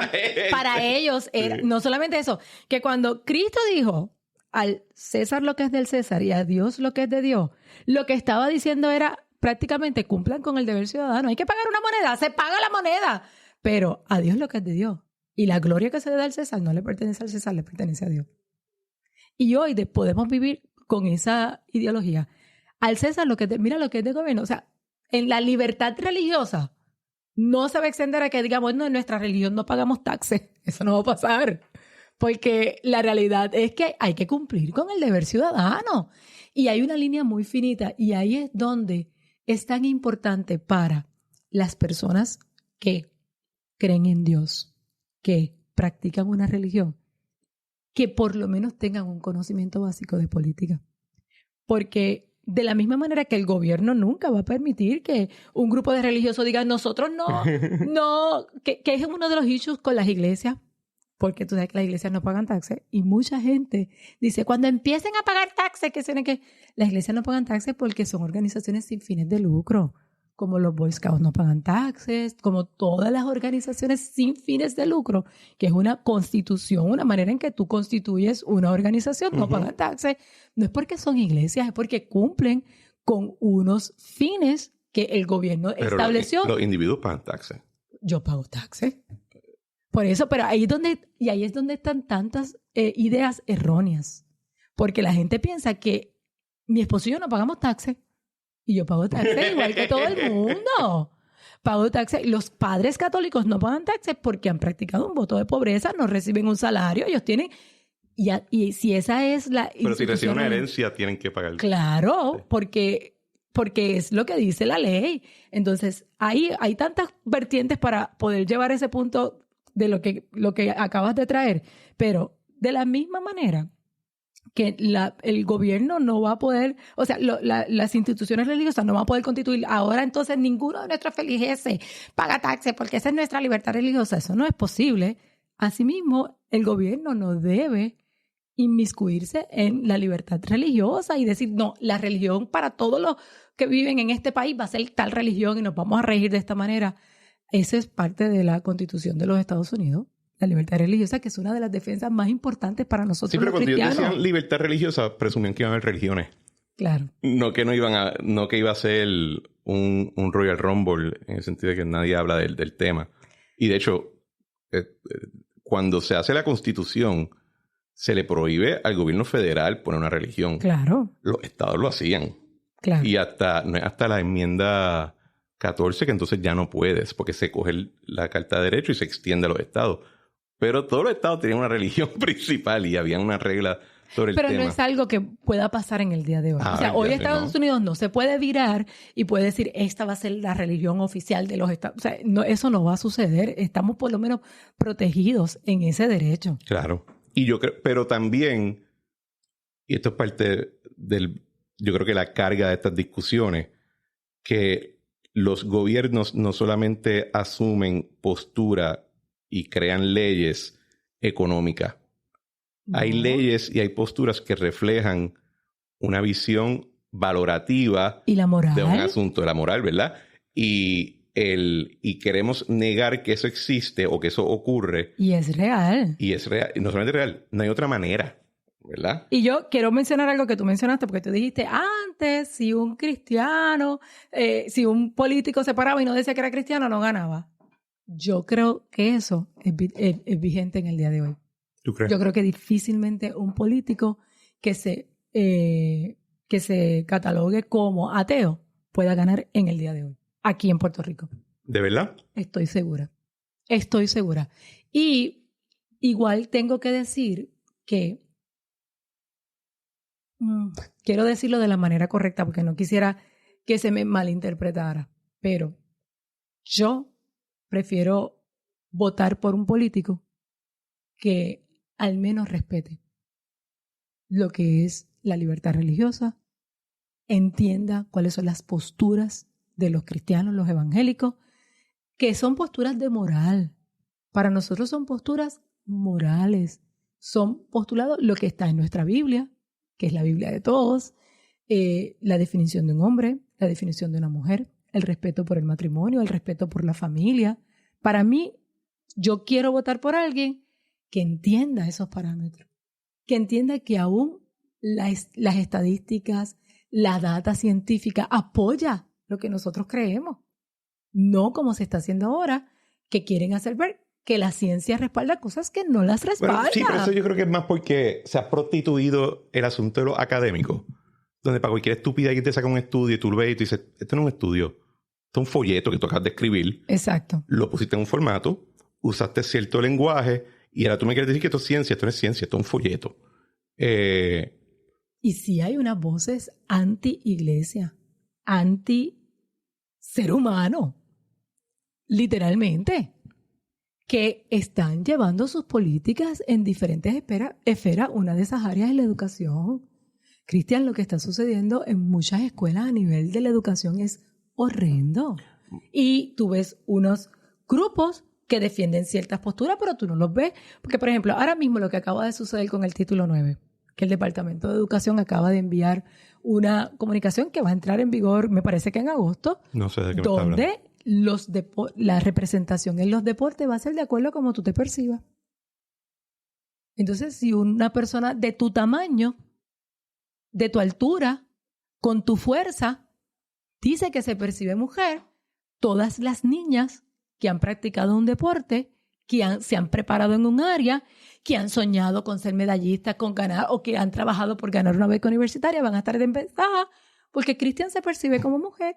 A mí más me preocupa sí, estoy de acuerdo.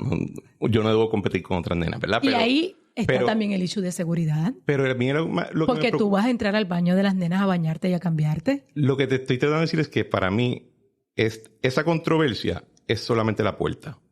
No hemos entrado de lleno al asunto y creo que puede empeorar en términos de las diferentes confrontaciones que pueden haber, porque en la medida que que haya un grupo amplio de la gente que piensa que el gobierno es el terapeuta de todos los issues posibles, pues no deja espacio para que las comunidades establezcan su propio criterio. O sea, de nuevo, me estás diciendo entonces ahora que desde Washington D.C. alguien determinó de cómo van a ser los deportes en el de secundaria. En el Departamento de Educación. Francamente ridículo, ¿verdad? Pero eso está pasando hoy.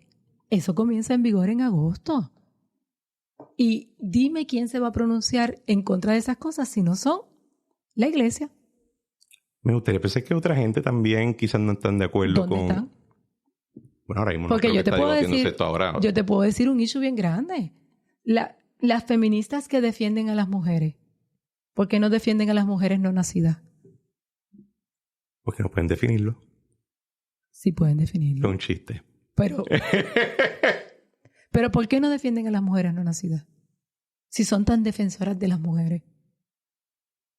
Todas las feministas los feminicidios, bueno, yo conozco muchos feminicidios, porque del 1.000.000 de abortos que hay en los Estados Unidos todos los años, 1% ahí son mujeres.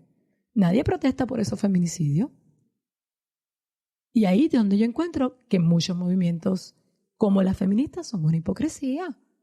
Y lo que quieren es llevar una ideología política y empujarnos a una ideología política. Si yo hubiese estado viva para los tiempos donde las mujeres no votaban, yo hubiera sido la feminista número 1 que hubiesen... Tú serías una izquierdista en esos días. No, yo hubiera sido derechista.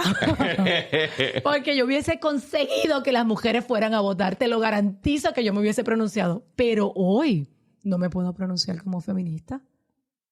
Y me duele cada suicidio, o sea, cada asesinato que hay de mujeres me duele.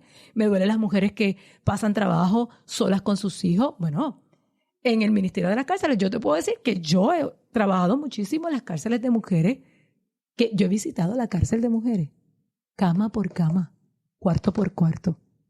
Y te puedo decir, Cristian, que uno de los días más difíciles de mi vida ha sido una vez que yo fui a una visita a la cárcel de mujeres. Cuando me dijeron, pastora, en esta sección lo que hay son jóvenes de 16, 17 años. Cuando yo entré allí a orar por esas muchachas, sentí algo que yo sentí como si algo me apretara el cuello. Porque yo me dije, yo tengo hijas mayores que estas niñas que están aquí. Y ya estas niñas están cumpliendo una cadena. Eso te digo que me apretó el corazón. Salí y me tuve que aguantar para no llorar porque todavía me quedaba a orar por un montón de mujeres allí. Pero yo quisiera ver un movimiento feminista que hiciera algo por esas muchachas. ¿Tú sabes quién hace algo por ellas? ¿Quién? La iglesia. La iglesia. Que vamos, las visitamos, le llevamos literatura, cuidamos de ellas. ¿Por qué tú crees que no se le da más atención a ese trabajo? ¿A cuál trabajo? A ese tipo de trabajo que hacen diferentes iglesias. O sea, yo te puedo decir que, por ejemplo, la Iglesia Católica tiene un sinnúmero de fundaciones que se dedican a trabajo de servicio directo. Sí. Pero si tú lees el periódico o ves los programas de televisión, escuchas los programas de radio, aparentemente solamente hay 3 o 4 organizaciones que hacen trabajo de servicio directo. Que puede ser que sean las que están relacionadas con el periódico. Bueno, no, o que están afiliados a cierta política, ¿verdad? A cierta visión política. Cuando la caridad no debería tener un panfleto. Yo te puedo decir que en nuestra iglesia, lamento decir que cuando pasó el huracán María, mucha gente se alegró. Y mucha gente pasaba por allá, ¡ay, qué bueno! Ojalá se hubieran ido ustedes también con el huracán. Nosotros vivimos cosas que no te puedes imaginar. Nadie nunca supo que desde esas ruinas de ese edificio, nosotros sacamos más de 50,000 almuerzos durante ese tiempo del huracán. Nadie te va a decir que, como nosotros teníamos electricidad en el edificio grande de la torre, que en ese momento todavía estábamos ahí, todo el día iba gente, sillas de ruedas, gente con artefactos de salud allí a cargar, y nosotros abrimos eso para todo el mundo. Hoy, mi iglesia, y lo ha tenido por años, tiene un almacén de alimentos, y toda familia que llega a la iglesia el domingo y dice, necesito una compra, nosotros le servimos una compra, no questions asked. Y yo soy de las que digo en nuestros medios, mire, si usted tiene que decidir entre pagar el colegio de su hijo y hacer la compra, paga el colegio de ti, la iglesia te va a dar la compra. Si tú tienes que escoger entre echarle gasolina a tu carro y pagar la compra, échale la gasolina y ven a la iglesia, nosotros te damos la compra. Y nuestros feligreses mantienen un almacén de alimentos allí siempre, donde ayudamos a todo el mundo, no questions asked. El issue Porque es cierto. Para darte un ejemplo. Pero es cierto que hay un disgusto particular contra Fuente de Agua Viva. Sí. Y creo que tiene que ver con el asunto del mensaje de prosperidad. Absolutamente. Absolutamente. Porque hay hostilidad a otra iglesia. Pero para con nosotros no tanta. Bueno, el ejemplo que también una vez discutimos, que era cuando bajo el programa de FEMA, que es para reconstruir la iglesia, se particularizó la iglesia de ustedes. Se señaló como única. Y yo dije, pero si la iglesia mía acaba de recibir como 700, ¿de qué estamos hablando 200 aquí? millones. Estoy exagerando, ¿verdad? Pero había... Sí, pero sí. Pero ese mensaje de prosperidad, ¿en qué consiste y qué tú piensas, Omaira, que quizás la gente ha malinterpretado? El mensaje de prosperidad nuestro consiste en lo que dice la Biblia. Los 10 mandamientos, cuando tú los lees en Éxodo, el propio Dios le dijo a Moisés, sigan estos mandamientos para que prosperen. Fuente de Agua Viva no inventó la palabra prosperidad. Está en la Biblia. Y tú miras cuando Dios le habló a Josué, le dijo, mediten esta palabra de día y de noche para que prospere. La Biblia, los mandamientos fueron para prosperar. La Biblia en todas partes dice que los justos prosperarán, que cuando uno cumple con los principios financieros prosperará. La Biblia habla de prosperidad. Para nosotros, la prosperidad que nosotros predicamos es la prosperidad en todas las áreas de tu vida. Dios quiere bendecirte, Dios quiere prosperarte, Dios quiere que vivas en salud, Dios quiere que tengas un buen matrimonio. Tener un buen matrimonio es prosperidad. Para mí, llevar 30 años felizmente casada con mi esposo, para mí eso es prosperidad. Y si tuviéramos 0 dinero en el banco, seguiría siendo prosperidad. Pero cuando uno hace las cosas bien, buenas cosas suceden. Porque la Biblia dice que lo que el hombre sembrare, eso cosechará. Si tú siembras bien, vas a cosechar correctamente. Pero en otros textos que no lo escribimos nosotros, lo escribió quien escribió, cada hombre que escribió la Biblia, dice que Dios es el que te da el poder para hacer la riqueza. Cuando tú estudias en la Biblia, todos los patriarcas, Abraham, Moisés, David, yo quisiera decir que eran ricos, pero no eran ricos, eran riquísimos. Eran la gente más rica de aquellos tiempos, Salomón. Yo creo que había mucha clase media en esa época. El propio Cristo, cuando los romanos lo capturaron, la Biblia dice que se jugaron su ropa. ¿Tú crees que esa ropa era una porquería? Cuando dice que era una pieza de lino fino y de una sola costura. Y eso nada más te deja saber que era probablemente de las ropas más finas que había en aquel tiempo. Pero la gente tiene la imagen de Cristo como el pelú con unos trapos y unas chancletas. Sin embargo, cuando lees la Biblia, eso no es lo que dice.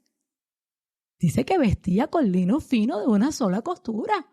Y tú puedes ir a buscar lo que eso representaba en aquellos tiempos. O sea que la palabra de prosperidad es para todas las áreas. La que nosotros predicamos es para todas las áreas de tu vida. La que la gente cree que predicamos es tráeme dinero y tú vas a recibir dinero. Hay principios bíblicos que hablan acerca del principio de la siembra y la cosecha. La Biblia habla acerca del diezmo, no lo inventamos nosotros. Los egipcios diezmaban miles de años antes de que se escribiera, porque es un principio de vida.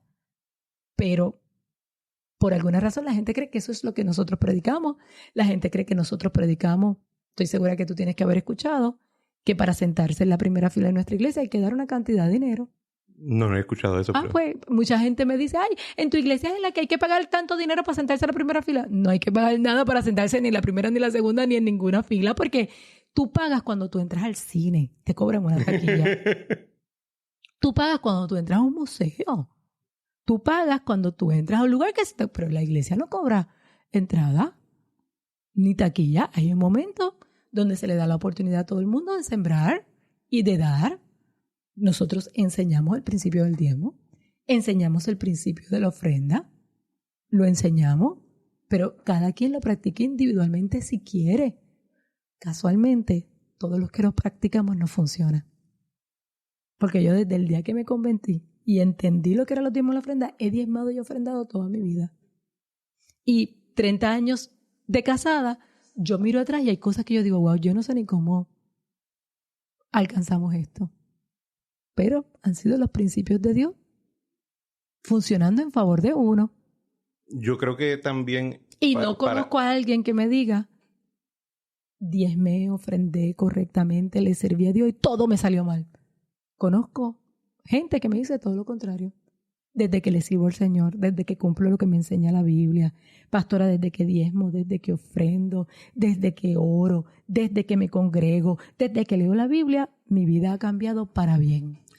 También, pero también hay un elemento en la Biblia donde se reconoce que la vida tiene un elemento trágico, ¿verdad? Porque que la vida tiene la vida tiene un elemento trágico, somos seres caídos, la salvación. Todos nacimos pecadores. La salvación vino con el Cristo crucificado, no con el que tenía el lino. Uh-huh. Y creo que para otros grupos cristianos que quizás no ven la amplitud de ese mensaje de prosperidad, pues también les choca porque se quieren enfocar en la parte más trágica y más dolorosa de la vida. La parte trágica, la parte dolorosa, de la cual ninguno de nosotros estamos exentos, pero si te acuerdas al principio del programa, la cordura con la que yo puedo hablar de la experiencia de mi familia, la bendición que hoy te puedo decir que mi papá está vivo, está en salud, cumplió con la sociedad, salió de ese lugar con su frente en alto, tiene su matrimonio, tiene 4 hijos, tiene 10 o 12 nietos, ya 2 bisnietas y una que viene de camino,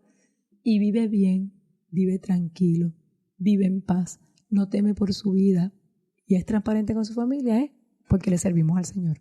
Viene de ahí, de ese lugar precisamente.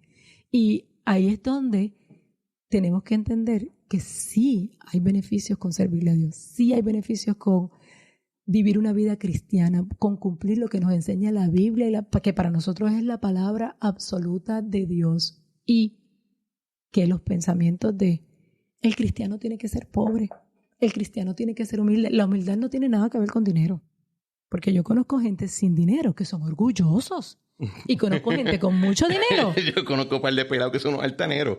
Y conozco gente con mucho dinero que son muy humildes. Entonces, la persona que asocia humildad con dinero es la que está mal. No es el que es humilde.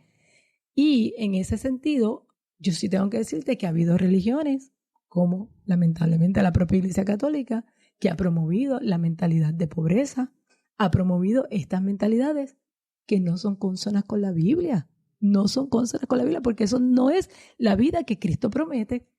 O sea, es que hubo uno de los debates más grandes en la época, cuando se hacen los franciscanos, fue sobre el tema de la pobreza.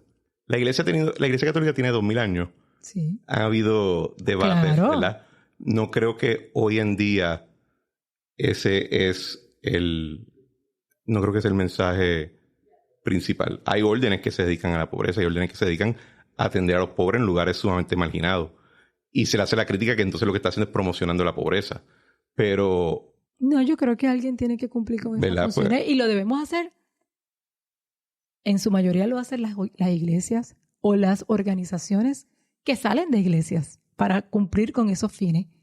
Pero lo deberíamos hacer todos los seres humanos. Yo veo tanta gente que a veces se pronuncia, la iglesia lo que debería es darle comida a los pobres. Y lo hacemos todos los días. Mi pregunta es si el que dice eso, cuando va al supermercado, compra algo extra y se lo lleva a alguien que tiene necesidad. Sí, eso a los católicos les pasa lo mismo, porque dicen, el Papa vive en el Vaticano, eso es un palacio. Sí, loco, ok, podemos derretir todo el oro y todavía favor. El día después nunca se... Exacto. Eso es vagancia intelectual. Cuando Puerto Rico empezó en el proceso de la crisis económica y fiscal en los 2000, que es cuando ustedes vuelven. 2004 volvimos, nos encontramos con toda esa belleza. Yo nunca he podido hacerle la pregunta a alguien, o sea, ¿cómo chocaba ese mensaje de prosperidad con una situación económica que estaba empobreciendo? Es que ese mensaje de prosperidad es esperanza en situaciones económicas como esa. Ese mensaje de prosperidad es esperanza.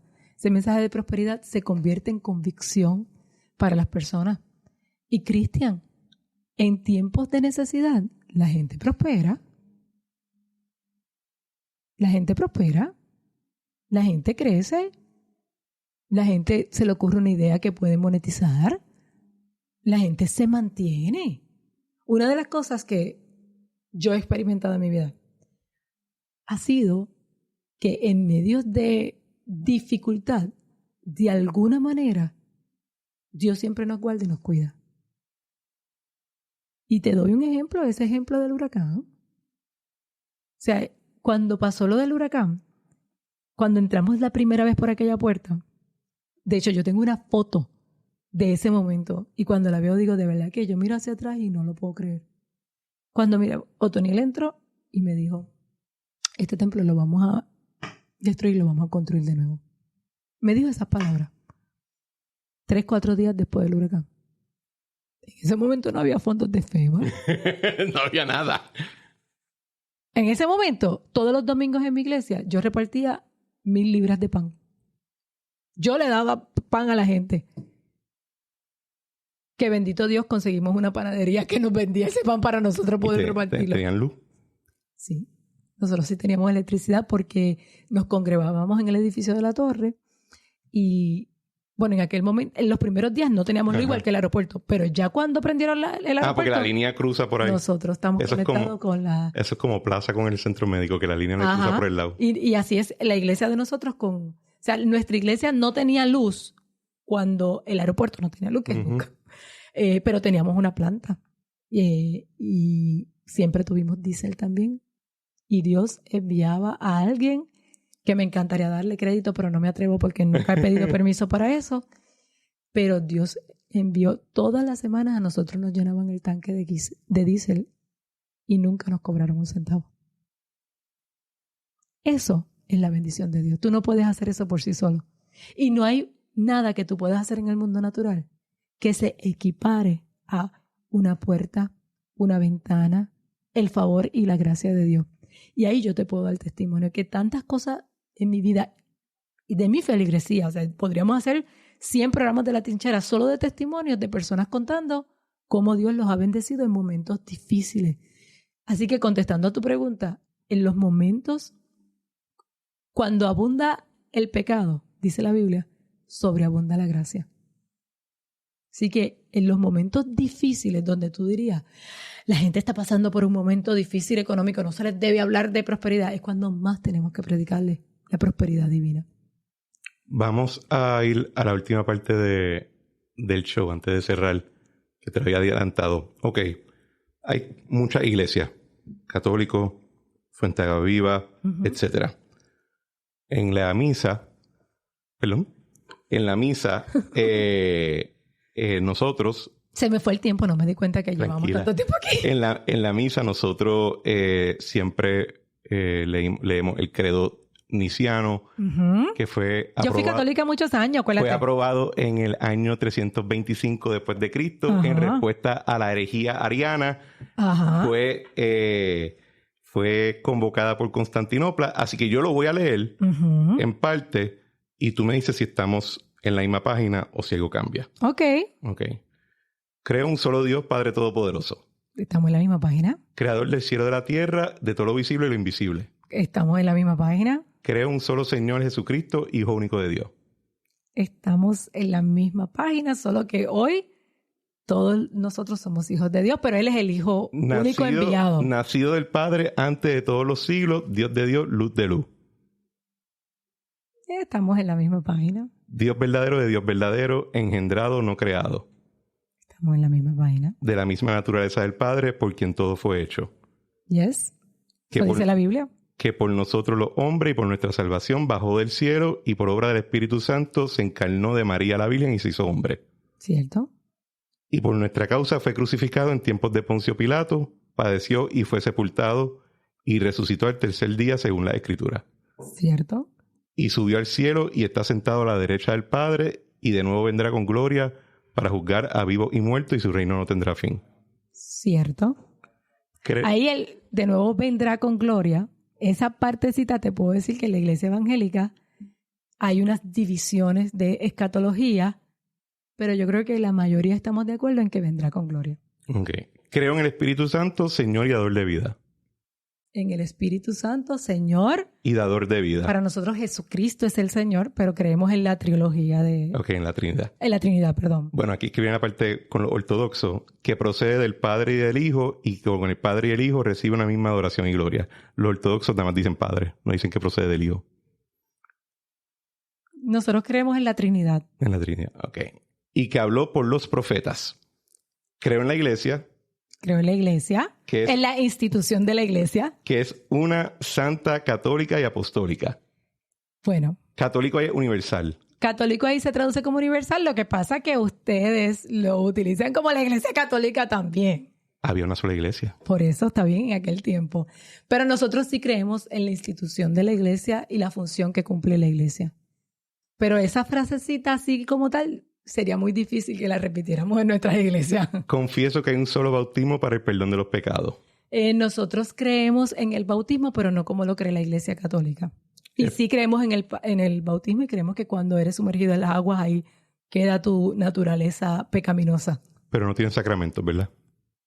No. Espero la resurrección de los muertos y la vida del mundo futuro. Pues la Biblia habla que ya hubo resurrección de muertos en una sección en los evangelios. No, los evangélicos en general creemos que habrá otra resurrección de los muertos. Amén. No creo que estamos tan off. No estamos tan off. Sin embargo, la mayoría de las iglesias cristianas no hacemos el credo niceno como parte de nuestra liturgia, ¿verdad?, religiosa, pero entiendo en el momento en que se creó, por qué se creó.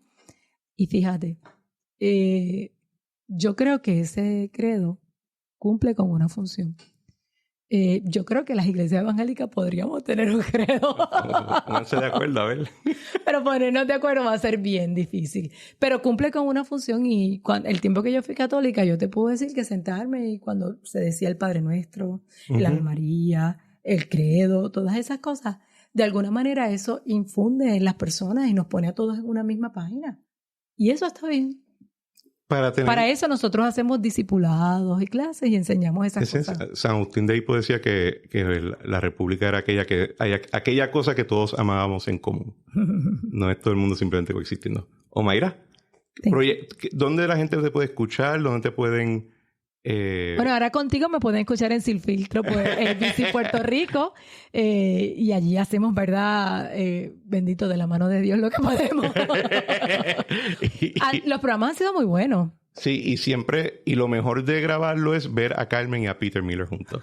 De verdad que sí. Pero en las redes sociales me encuentran como Mayra Font. Todos los lunes lanzamos un episodio de podcast para mujeres, se llama Mujer Podcast, con temas bien light para ayudar a las mujeres. No temas como esto, para ayudar a las mujeres a tener éxito en todas las áreas de su vida y a través de mis libros que están en todas las librerías en Puerto Rico. Y en todas las farmacias me ya tú cuenta. Me has visto por ahí. Sí, ya he visto. Bueno, Mayra, gracias mil. Gracias a ti. Cuídate mucho.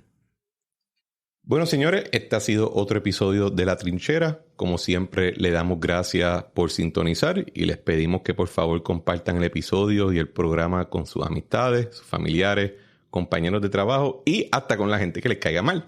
Por favor, suscribirse a La Trinchera en su plataforma preferida y dejen un rating positivo 5 estrellas en la plataforma que merezca. En el caso de Apple Podcast, por favor, escribir un review bonito.